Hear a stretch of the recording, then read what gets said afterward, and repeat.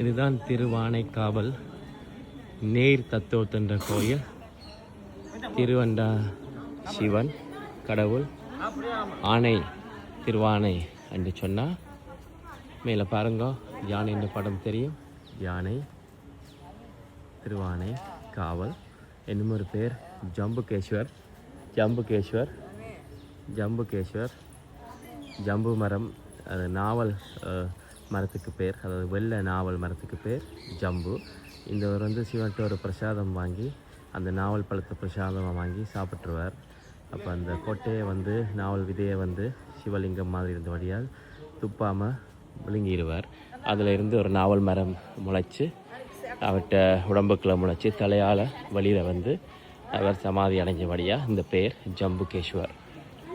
இது நீர் தத்துவம். நீர் சம்மந்தமான உடம்புல இருக்கிற யூரினரி இன்ஃபெக்ஷன்ஸ், உடம்புல இருக்கிற எனி ஃப்ளூயிட், மற்றது மண்டையில் இருக்கிற கவர் நீர், இப்படியான வருத்தங்களுக்கு சிறப்பான ஒரு கோயில். நீர் தத்துவம் ஜம்புகேஸ்வர். சிவலிங்கத்தில் அடியில் நீர் எப்பயும் ஊறிக்கொண்டிருக்கும். அடுத்தது அம்மனும் சிவனை நீர் வடிவமாக வழிபட்ட கோயில்.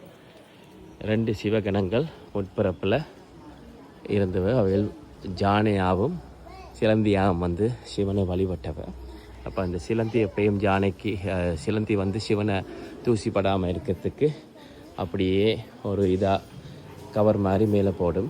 ஜானை காவேரியில் நீர் கொண்டு அதை ஊற்றி அந்த சிலந்தின்ற வலை அழிஞ்சிடும். அப்போ இப்படியே செய்து கொண்டிருக்கோம். ஒரு கட்டத்தில் சிலந்திக்கு கோபம் ஜானைன்ற காதுக்குள்ளே போய் ஜானையை கடித்து அதுவும் செத்து ஜானையும் செத்துடும். அதுக்கு பிறகு அந்த சிலந்தி அடுத்த பிறப்பில் செங்கச்சோழனாக பிறந்துடும். பிறந்த பிறகு தான் கட்டுற எந்த கோயிலுக்குள்ளேயும் ஜானை புகக்கூடாதுன்னு கட்டின கோயில் நிறைய கோயிலை செங்கச்சோழன் 60 சிவன் கோயிலுக்கிட்ட கட்டினவர். அதில் ஒன்று தான் இது.